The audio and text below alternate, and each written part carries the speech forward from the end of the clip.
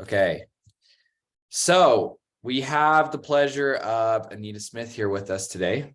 And what we're going to do with all of you guys is just kind of give you a little introduction of what our agenda typically looks like. It looks like so far everybody in here, you've all at least attended one of these before. I know we have some people on the list that might jump in that have not attended these. So I always just like to kind of break down how we like to approach these, what we try to do. Ideally, what we want to do every single time we have one of these events is it's really your time in our community to take the time to talk with somebody that we have a ton of interest in talking to in the Salesforce industry. So in this case tonight, we have Anita, and it's really you guys that I would love to have control of the conversation, and then me just be here to maybe expand on some points you guys bring up or try to pull out details that I know about Anita or things around that. But the point of it is I know Anita, I've talked with Anita, I can talk with her whenever, we know each other, and that's all great. And I love doing that. But I know a ton of you guys don't know her. And so the point is for you guys to kind of interact with her, get to know her story and questions you might have that I'm not going to know that you want to ask. So that's kind of the entire point of it. So we always intro out kind of what the whole show is about, which is that. We'll introduce Anita here in just a second, and then that's kind of we'll give it some time. So after I introduce her, we have some kind of about stuff about Anita. So kind of be thinking of some questions you want to ask her. Tonight's topic, really what we want to try to focus on, doesn't have to be this exclusively, but Anita has a really cool story, and it's really all about how she transitioned into the Salesforce industry. Almost everybody here in the community, it's the exact same thing you guys are all trying to do. And so I think she has a really cool story that's going to be different from my perspective, my own journey of transferring over, right? It's a little more recent as well. So I'm on my 5th year now in Salesforce. Anita now has a couple of years, I believe. So she'll have a little more recency of what it was like, what the challenges were for her, how it affected her as she was moving in. So that's kind of what we want to focus in on as far as a light topic, if you can think of it that way.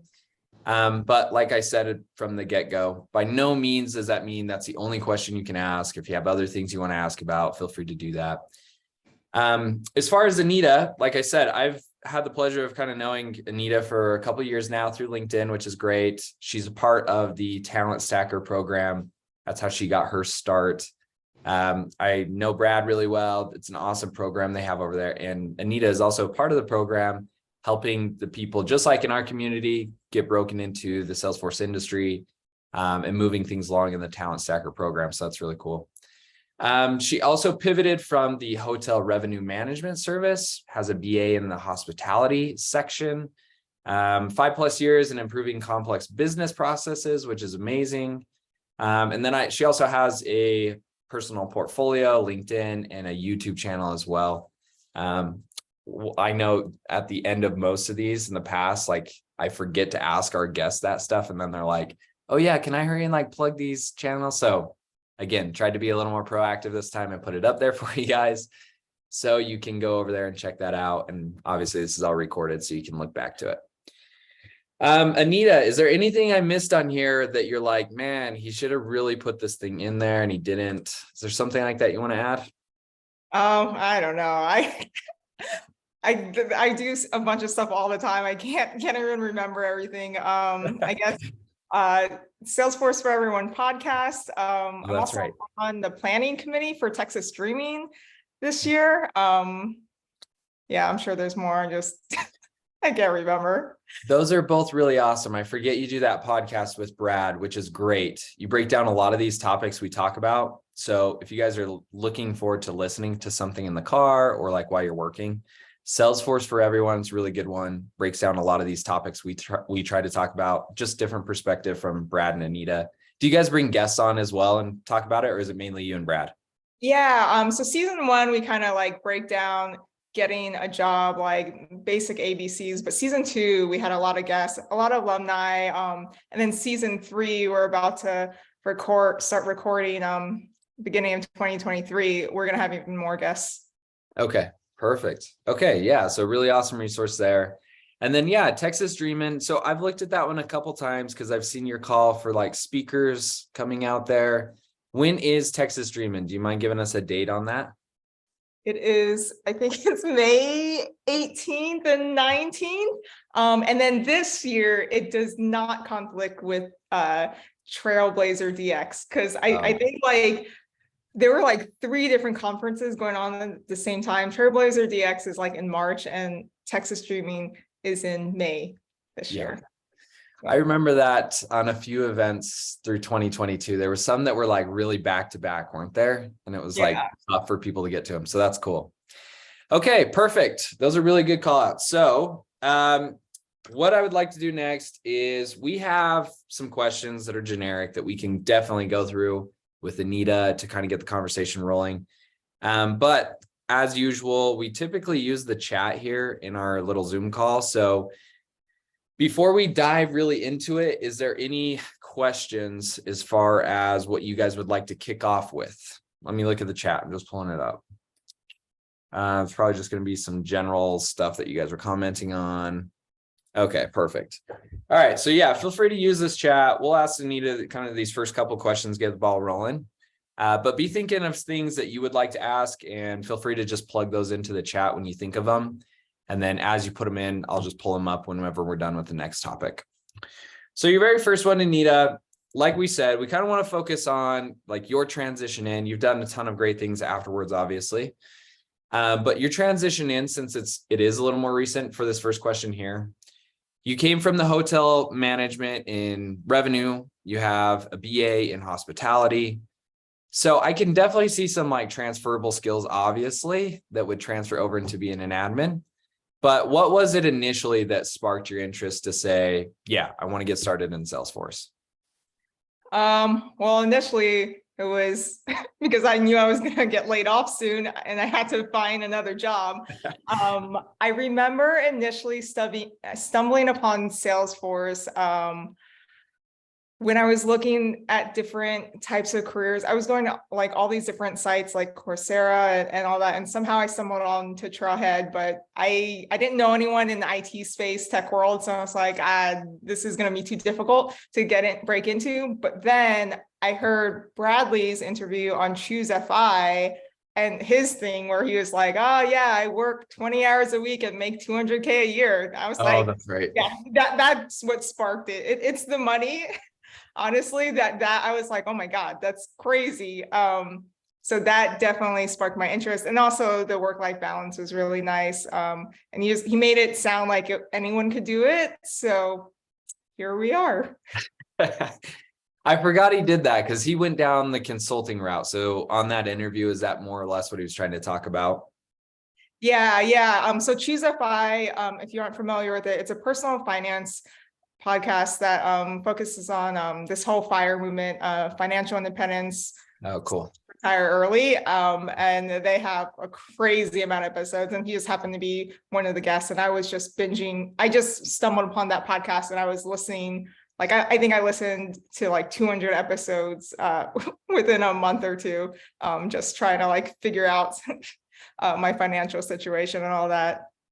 That's super awesome. And when you went through, because that's pretty relevant to right now, obviously with the economic stuff going on, there's a little bit of a recession coming, as we all know. Been layoffs, I know, at least here in Utah.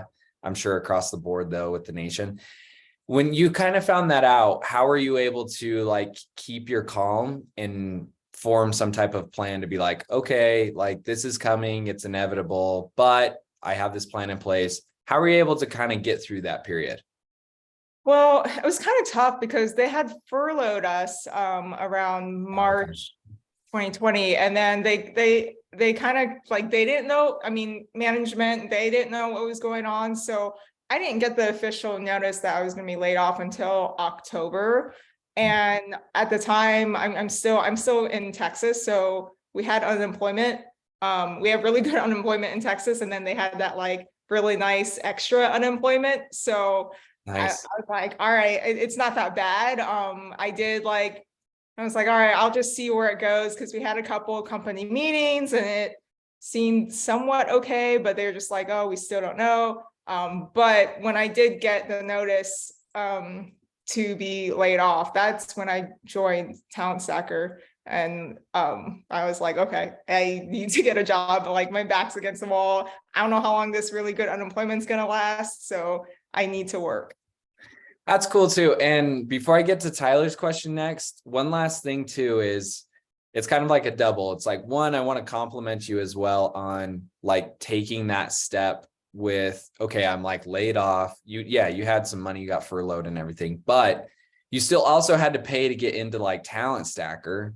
So you're kind of in this situation where it's like, dang, I don't really have a job. Like I have some money. I'm sure you had savings and things, but it's still like when that happens, you're definitely more in this reserved state of mind of like, hey, do not spend. I got to figure out my situation. So one, want to compliment you on taking that like step forward of courage, because not a ton of people are willing to do that.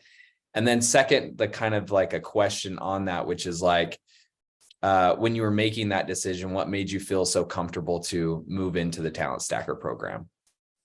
Yeah. So one, because I heard it on the podcast, and like I don't know, it's this weird effect when you're listening to a podcast. It's like you feel like you're friends with the hosts, and you're like, oh, they're not gonna screw me over. Like this has to be legit. Two, I mean, I researched on YouTube and looked him up and stuff, and I was like, all right, well, this dude is just starting this company, Talent Stacker, so I know he like really wants it to be successful, so let me just be one of the first ones, because he'll work extra hard to help me land my first job.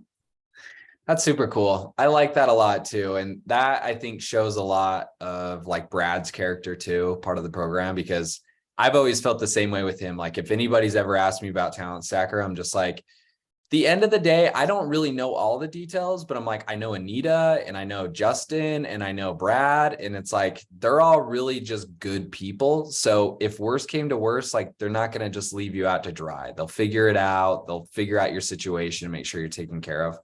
So that's really cool to know. And that kind of like transitions into Tyler's question. He asked, how did you get involved with Talent Stacker and what guided you to be a part of the Salesforce community like Talent Stacker? Yeah, so again, what I said before, like how Bradley was starting his business, it was just like I think I was member number 6.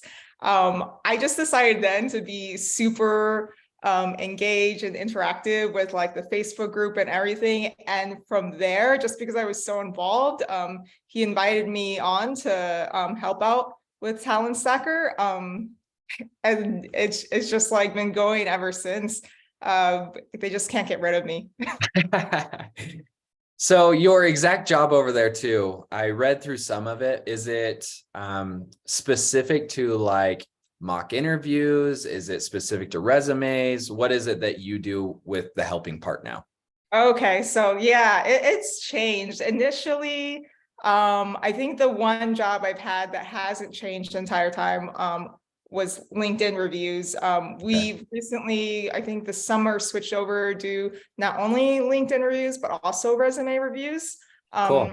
At one point, I was answering support emails, but got burnt out on that after a while. And I still host a lot of live workshops.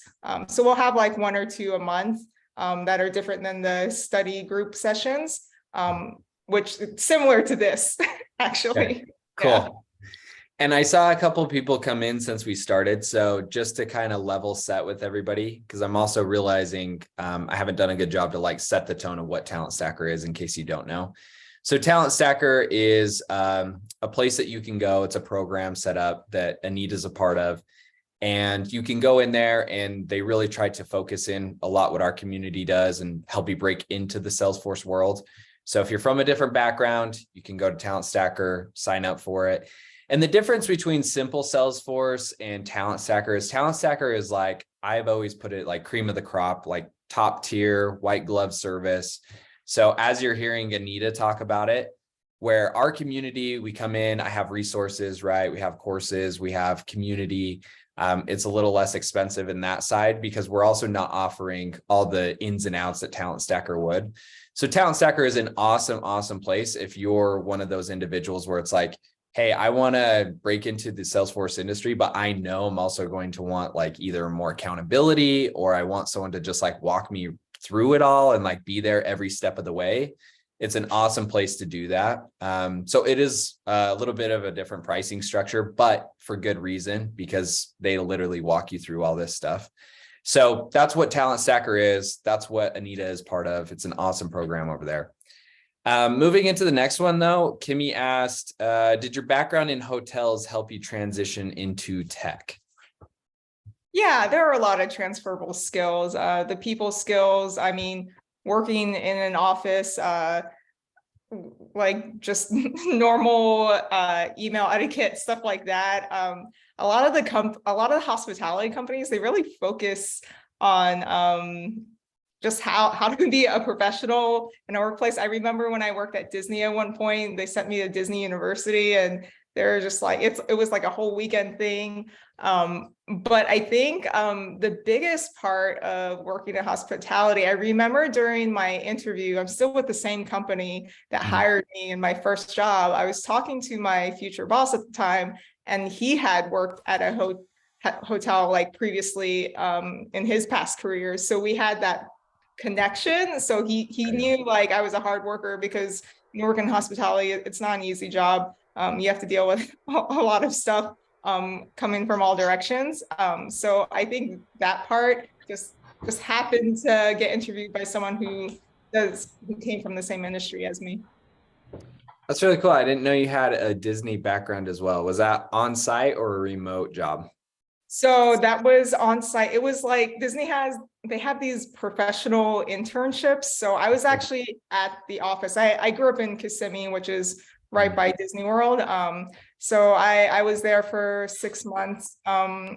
They have really great programs for employees. Pay is terrible. Better now, but like it's so different coming from hospitality to outside of hospitality, because the way that a lot of companies treat their team members or cast members or employees or whatever they call them, I don't know. There's a lot more goodies and like appreciation in hospitality companies, which I miss that, but it gives me something to bring to different tech companies. Okay, cool. Yeah, that's really sweet. You had a ton of background then, from what I'm realizing, with the Disney aspect as well, coming into like the hospitality. With your transferable skills moving in, did that make it a little bit easier for you as you made that switch, because you were so used to like catering to people and kind of going through the works of like making sure you know what your stakeholders want and like serving to those needs? Did that make it easier that way? Yeah, I didn't actually think of that, but yeah, serving my customers, that all just came from hospitality, and always trying to put myself in their shoes. I guess that also came from hospitality. Yeah, I didn't realize those particular points. Yeah, you have a hi there. Cool. Well, yeah, I feel like that's like a really natural progression too, because I didn't really think about it too much when I first started. That's just been something more I've like tried to lean into more and more as I've actually done more of the consulting side, where I've realized like, man, there's all these like weird experiences I had in my past where it's like I've done all these things that were people facing, whether it's sales, or at one point I did something like for my church where like 2 years went out and just like talked about like my church and stuff like that of my life. So it's like every day I was just sitting there talking to people and like getting to know them and asking questions and how to make small talk. And a lot of that stuff in the long run really helps with these conversations you're having with stakeholders, because it's like, that makes it so much easier for me to get to know them, understand their needs. And what I've realized, at least in the admin role, is feels like a lot of it comes back to that communication piece, where it's like, I don't always feel like I'm the most technical, but as far as communication and getting along with people and figuring things out, like that's always come a little bit easier for me. And I feel like that's always helped like secure my job, when it's like, okay, majority of my team, maybe they're actually all really technical, but like who's actually going to try to figure out what the stakeholder needs and how they're going to work with that stakeholder. And that's always ended up being, in most cases, like landed on me. So I always feel like that's a cool natural progression between the two. Garen asked our next question, what are some additional paths or positions that prospective admins might not realize are out there and could be focusing on to get into the industry? Yeah, so I mean, my first role was business analyst. Kind of fell into it because didn't know what a BA was. But my role now, I'm still with the consultancy, but the same client I've been working with, but that first project ended where I was a BA, and the second project, I am actually a Scrum Master for two of their Salesforce development teams. So Oh, cool. I don't even have access to Salesforce. Like I am not I completely forgot everything I've learned. I am not technical at all. So Okay. so if you are very strong in people skills and you know how Salesforce works, you don't have to get like too deep in the details. It's kind of like Scrum Master, I feel like it's a baby project manager, which project manager is also another non-technical role you can get into.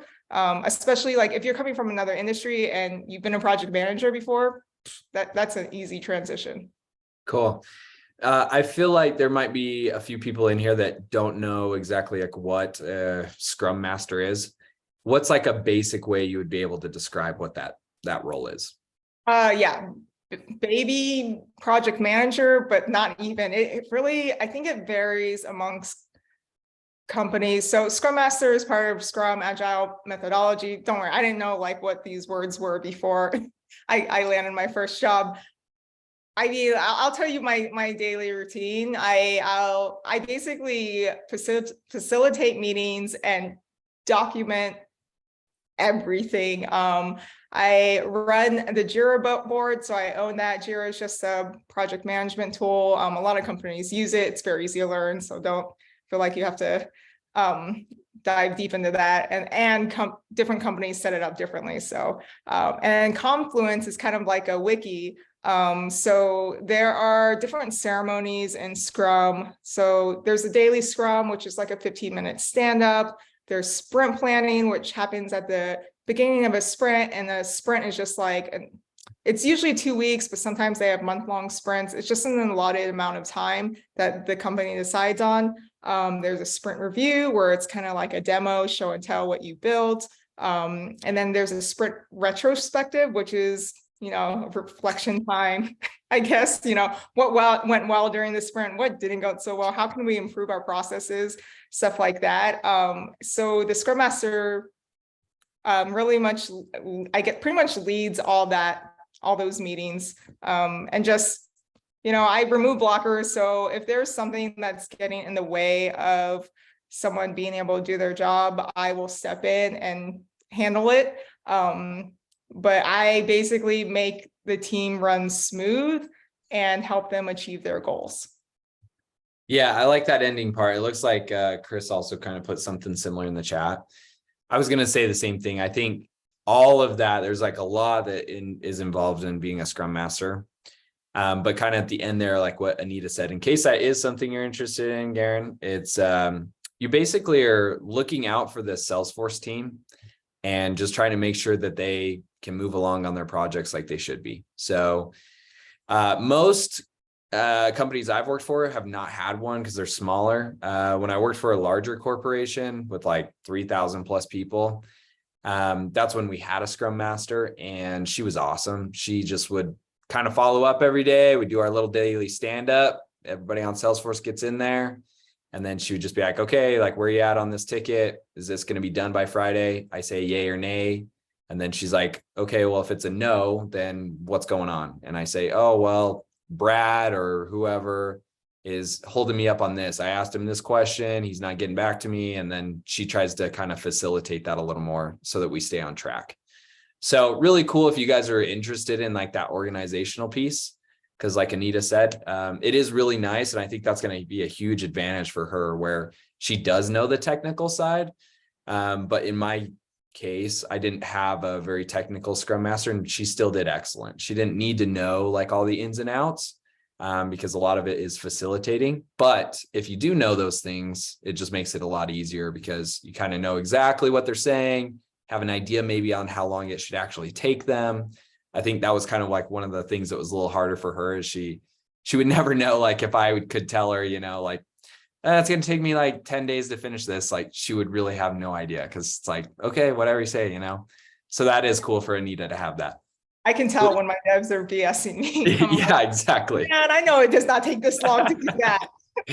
Yeah, exactly. Because what I caught on to in her role, I was like, man, the only thing that would be difficult is there would be a lot of people that would try to like say a lot of fluff in the meeting to make it seem like they're still trying to figure something out. And it's like, if you were on the other side, not the scrum master, if we were on the other side, it's like, okay, you're kind of just saying a lot of words because the reality is you just have to do this one thing, and that's going to take you like 30 seconds if you just do that one thing. But they would try to draw it out to be like, it's going to be like a day or two. And it's like, it's really not though. Cool. That's a really good one though. We haven't really talked about different roles outside of that. So really good question, Garen. Let me scroll back up. I can't remember if I missed any. Okay. Yeah. We have another one here from Chantel. Anita, how did you demonstrate value to potential employers without having tech experience? That's a really good one.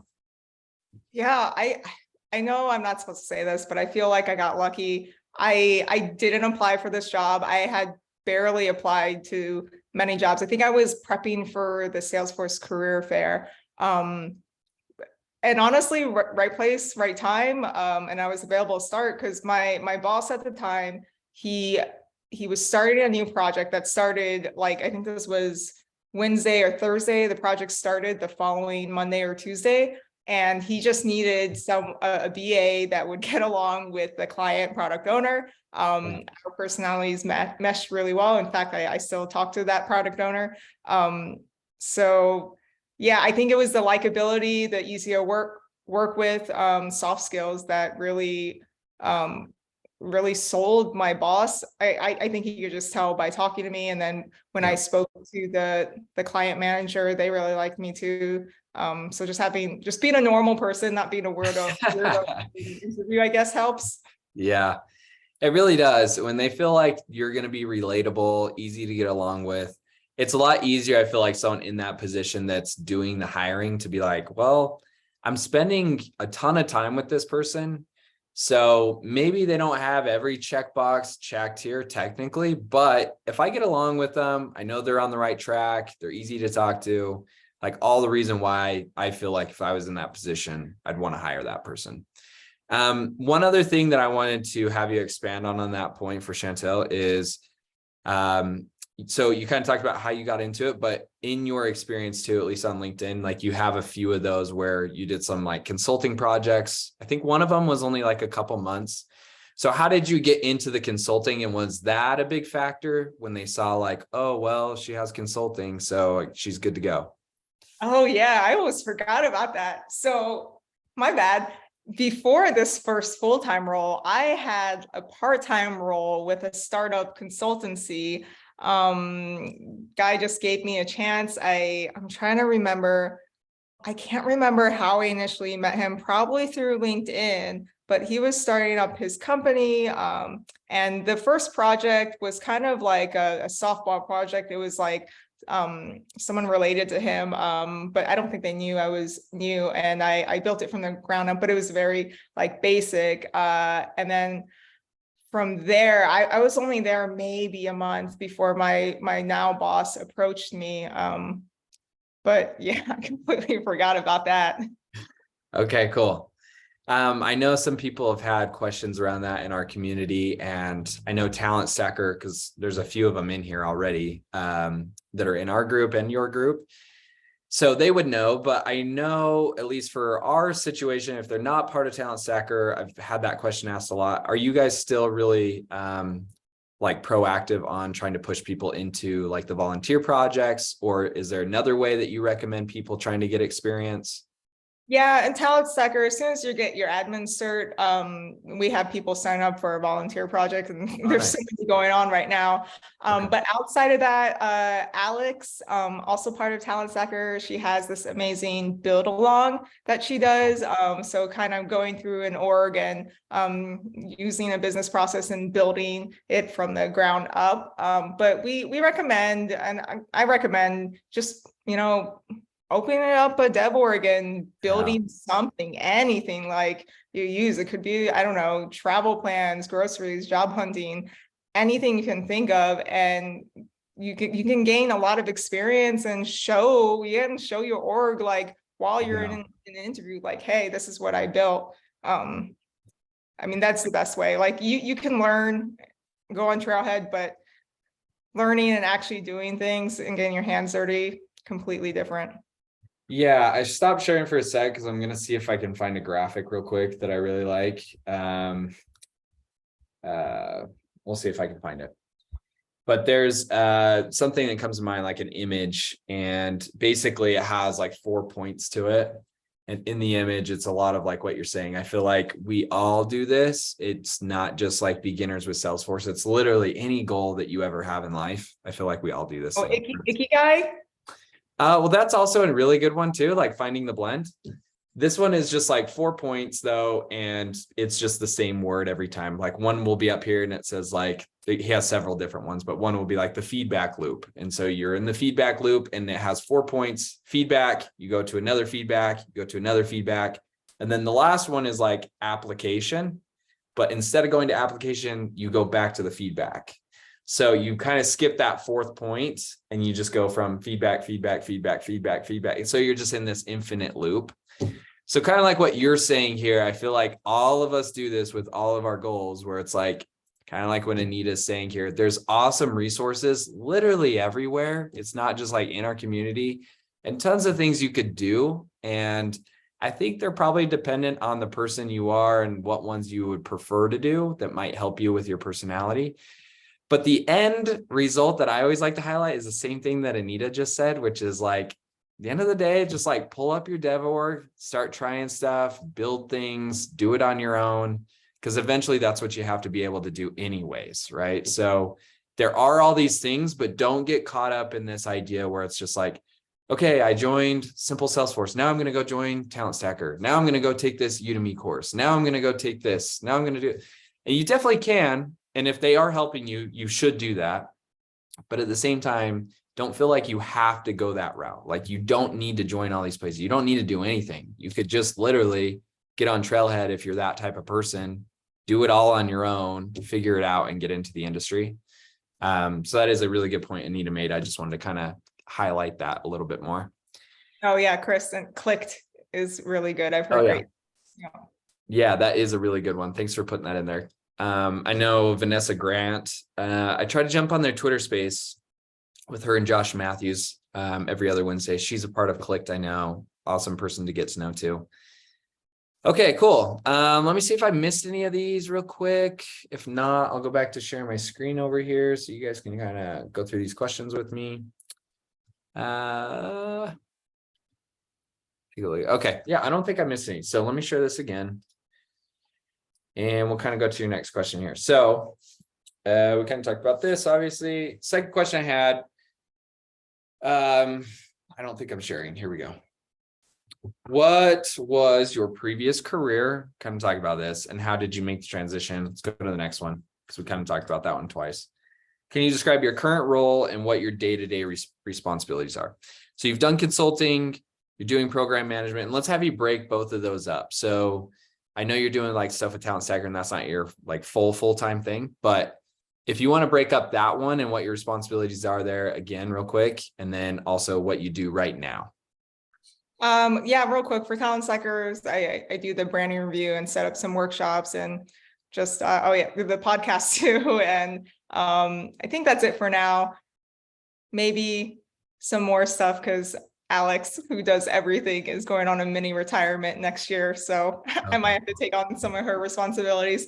But my main job, Scrum Master for 2 teams, which is a bit challenging because half the team is in India. So I have people in India and IST time zone, Eastern time zone, Central time zone, and Pacific. It's very difficult to find time slots for meetings, especially when I have 2 teams I have to do. So it's difficult, but it's also nice because most of my meetings are in the morning and then I can really focus in the afternoon. But my day-to-day, it changes depending, like every other week is kind of the same because we do 2-week sprints. Like for example, today, I had let's see, I joined a KT session, which is knowledge transfer session. And actually before that, there was the company had like a global product owner meeting, which I just joined to, so I know what's going on. We had scrums for both my teams. I had sprint planning for both of the teams. So I was working on that and updating the Confluence page all day, cleaning it up since it's the end of the year and we're going into 2023, stuff like that. But yeah, I feel like Scrum Masters, I still don't understand why it's a full-time job. I mean, maybe because my teams run really smooth and I don't have to deal with a lot of issues, but it is a really chill job. Nice. Just make sure you document everything. Yeah.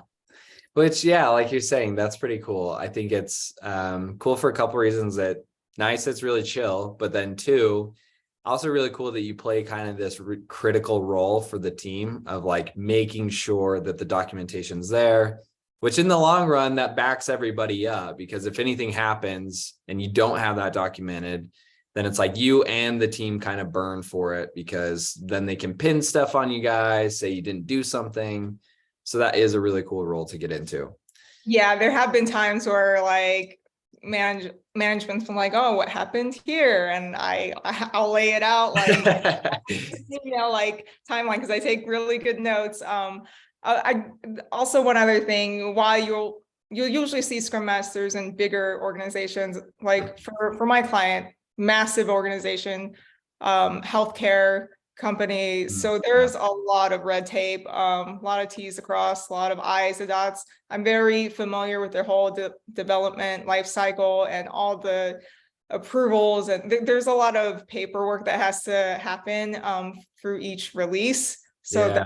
I handle a lot of that. And like a lot of people go to me for answers when they have questions. There's just so many little things you have to do. Yeah. Yeah, that is huge. That's cool. It's in healthcare, because that's what mine was as well when we had a Scrum Master. And kind of what Anita's talking about, just in case that was a little high level, is like the development process she has to go through or understand.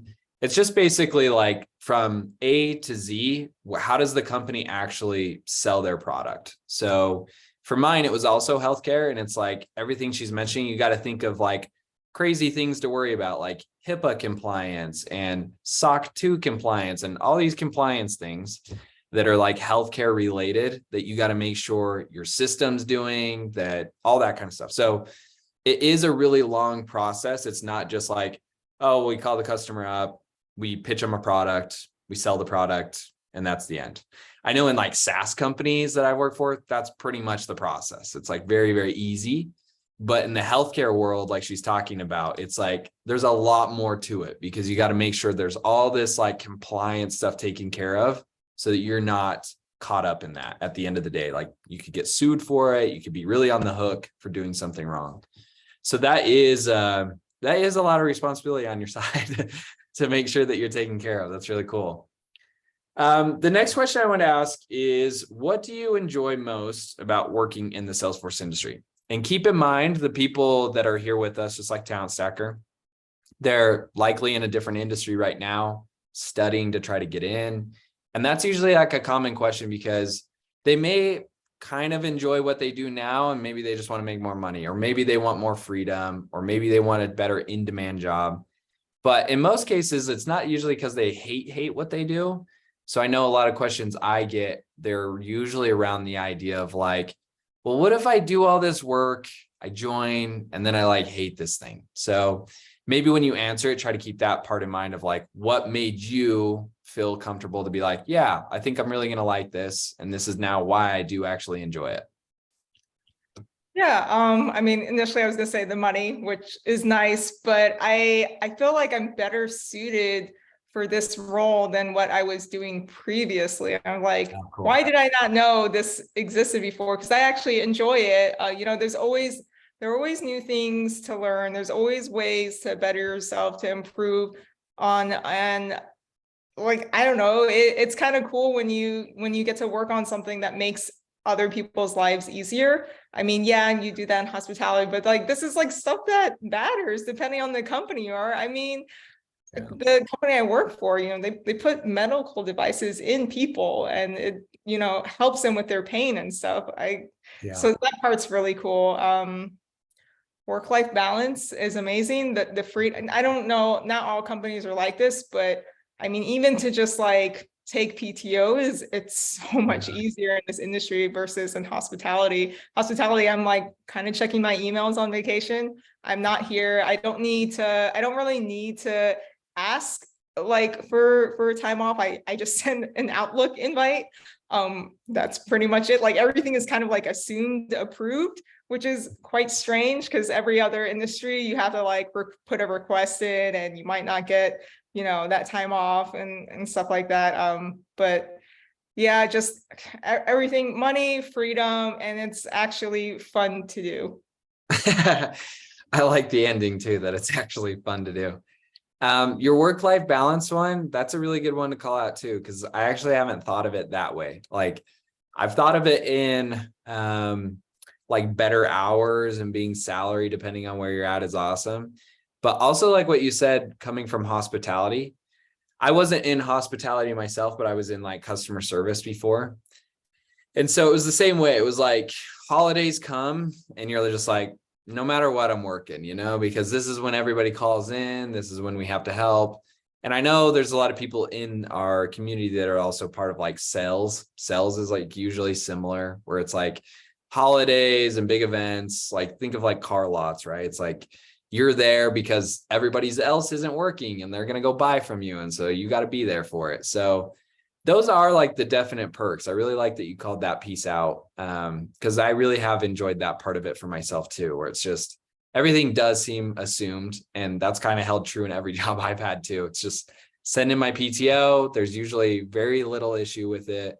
And the bigger the company, I feel like even the easier it got, because you had so much backup where it's just like, yeah, I'm going to put this thing in. Nobody's going to bat an eye. And when I get back, the better part was I also didn't have to worry about like makeup work. It was actually covered by somebody else, which is like usually never happens in any other job. So that was always nice too, where it's just like, I leave, don't worry about it. When I come back, I just start fresh again and pick up work like I usually would. So those are really awesome points to call out. Let's see. Did that one.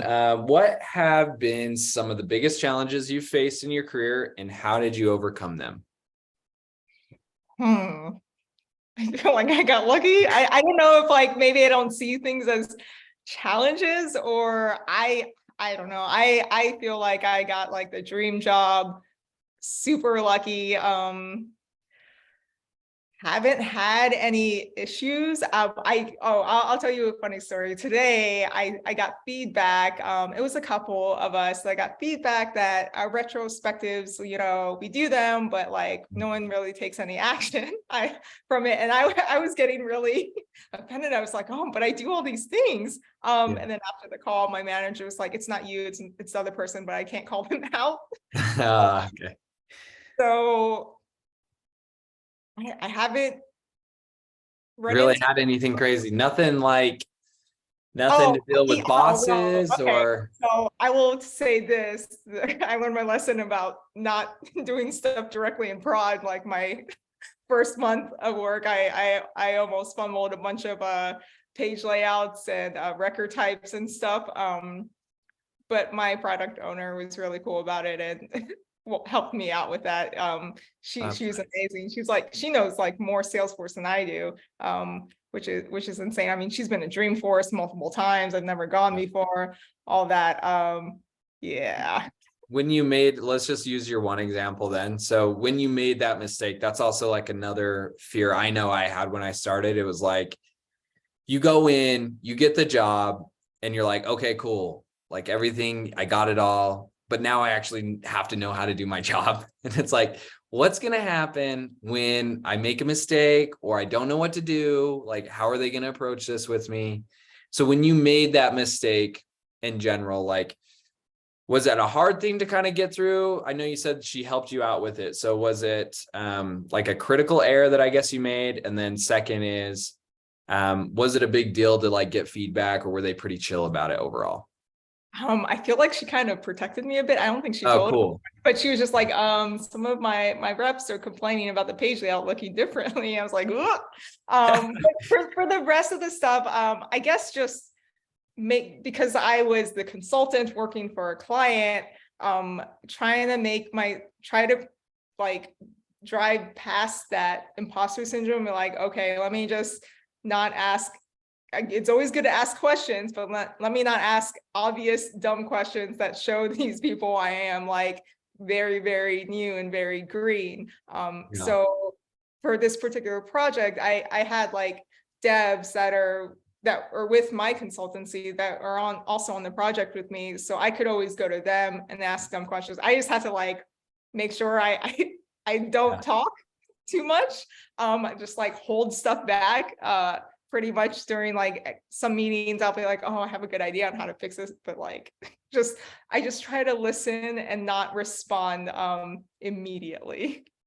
That's actually pretty tricky. I didn't think about that. That is hard too, because you have the technical background. So I'm sure these ideas just pop into your head and you're like, they should just do it this way. And like, you're really trying to like wait for them to figure out how they want to approach it. Yeah. When you went through it too, what was I going to say? There was something else as well when I was trying to think through it. I think for myself, what's always served me well when I've obviously done something wrong or made a mistake, I've tried to just own the fact that I did it too. Do you feel like that's similar in your situations? Like it went better if you just kind of owned up to it versus trying to be like, nah, I didn't really do it. Is there like No, I'm always the first to own up to it. Like I can't deal with wasting time going back and forth I'm just like that is not efficient. Let me just own up to it or whatever. Like or cover for the team or whatnot. I'm just like it's someone wants someone to blame, fine, do it. Let's move on. Let's find a way to fix it because you waste so much time pointing fingers and it's just Yeah. Okay, cool. I'm glad I asked that because I feel similar in mine too, where it's like when that has happened in the times that maybe I didn't own up to it right away, it just made a bigger mess because it was just like we either wasted time, like you said, or the problem existed for longer, or it was like maybe because I was afraid something bad was going to happen.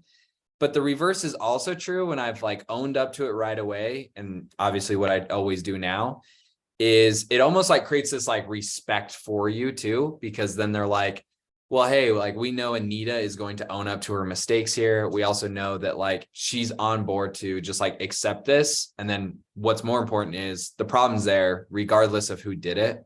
So now the most important next step is like, how do we solve it?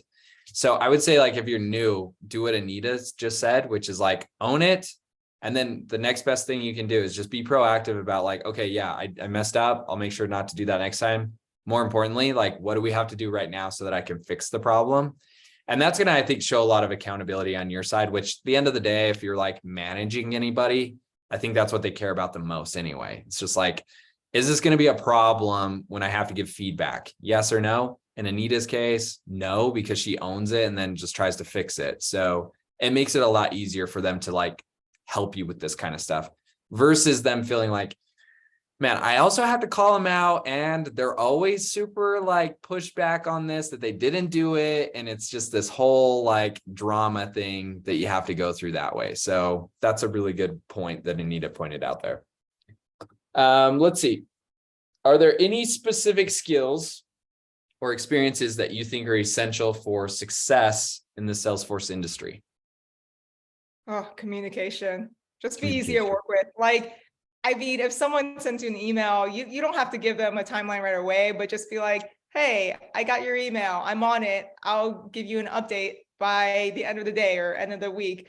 Just acknowledge that you have received their email. That's the main thing. Communication.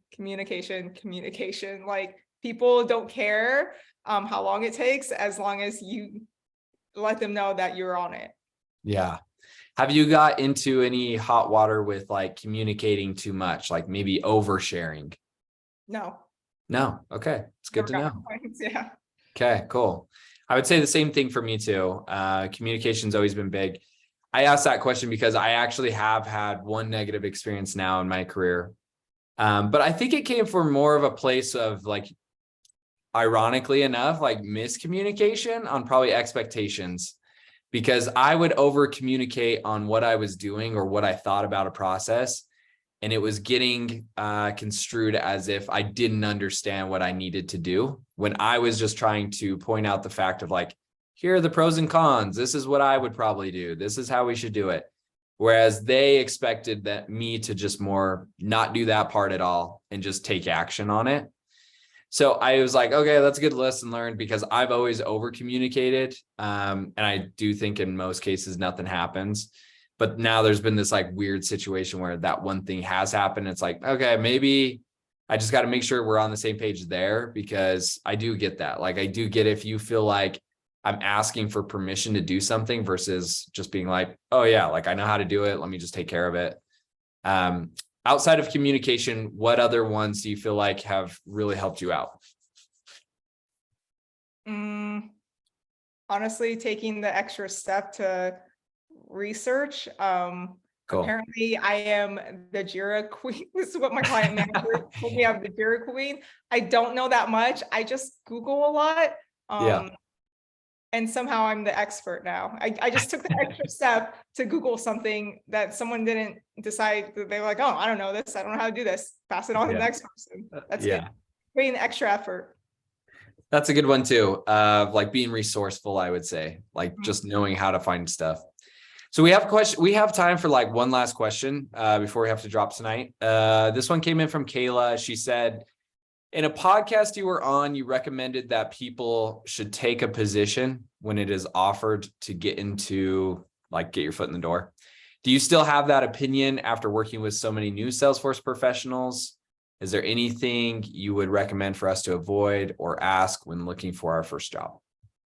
So it depends on your financial situation. If you're in a position where you can be picky and you can wait, then be picky and wait. But if you're not, just take the job. Like if it's a low salary, yeah, that sucks. But think of like when you apply to your second job, it's gonna surpass it so much. Like think like if you turn down this job that you need, and then it's another couple months before you land a job that you like, that time could have been spent like, okay, earning at least a little bit of money, but spent like getting experience to leverage yourself for a higher paying job. So I mean, like you're coming from a completely different industry. Just take that job, because you don't know when another offer is going to come. I like that too. And how long would you say is, well, this might be interesting too, being part of Talent Stacker. Do you have like a minimum that you've seen somebody like take a job and then they're like, yeah, I took that to get my foot in the door, and then X amount of months later, I moved to this other job? Do you have a minimum? Do you know offhand? No, I don't know if we collect that data. Okay. I mean, I can I've seen people jump from like 6 months. Most I see like get antsy and want to move on after a year. But I mean, Talent Stacker is like what, 2 years old now. So Yeah. But it is possible. Like recently, like you guys were talking about, like the recession and layoffs coming. I have seen a handful of people who have gotten laid off, but then they just like went and found another job like in less than a month. So That's really awesome. So that's really nice to know. Like, okay, yeah, layoffs may be coming, but there are still jobs out there for those, especially if you're experienced and you have a year experience under your belt. You guys like take that first job. You won't have to worry about work for the rest of your career. Yeah, I think that's huge. I was just going to echo what Anita said. Her advice is really great. Same thing to that, Kayla, is I would say the same thing. There's like awesome opportunities. I don't know what everybody makes, obviously. And sometimes, unfortunately, you aren't the lucky one where you're moving up, moving in, you're moving down for a second. But in my experience, and I feel like a lot of others, Anita just said, even as little as 6 months, I've seen stuff similar, 5-6 months, where somebody takes a job, they have that experience now as an admin, quote unquote, and then they move to something else and they move up 20K, they move up 30K. So in situations like that, like obviously don't know your situation, but it does help, I would say, versus trying to continually find something that's maybe that 5-10K higher that you're wanting and hanging on for it, versus just being like, you know what, I got to take this thing for 70, jump into this for a few months, and then I can get that job making 90. That's the exact same thing that happened to me. I was in my first role for, I think, only like 8 or 9 months. And then I moved from 70 to 90 on my next role. So I was luckily moving up, so I didn't have to, go through that sacrifice, but it was true to me that it was like, yeah, it just felt like after that, it was a lot easier to get jobs because you were currently working for somebody. You currently had it on your resume. Just makes it a little bit easier that way. Okay, cool. We are going to end here in just a minute. Like I mentioned at the beginning of the call, I have to jump to something else. So I have a hard stop tonight. Anita, do you have any last words for us that you feel like our audience should know before you leave? I mean, you guys, thank you. Thank you everyone for having your camera on. That was really impressive. Two, feel free to reach out to me on LinkedIn if you have any follow-up questions. I have a problem where I can't not respond. So feel free to connect with me on LinkedIn. Okay, cool. And I have her stuff up here again for you guys. So remember, she also has a YouTube channel, which is great. Super open to talk to everybody, like she said, on LinkedIn. And also on her LinkedIn, you can find her personal portfolio. Some of you have asked those questions. She has a really great example of one. So if you want to check that out too. I'm over here. I haven't touched that in a while. Okay, maybe it needs a little brush up, but I still thought it was great. I looked at it before we got on this call. I thought it still looked really great. Outside of that, we'll record this. This will get posted to our community and as well as to YouTube this time. So I'll keep you guys posted on that. Other than that, thank you guys again for jumping on. And like Anita said, I really appreciate everybody with your participation and cameras. And we'll see you guys on the 29th. Bye. Thank you guys. Bye. Thank you.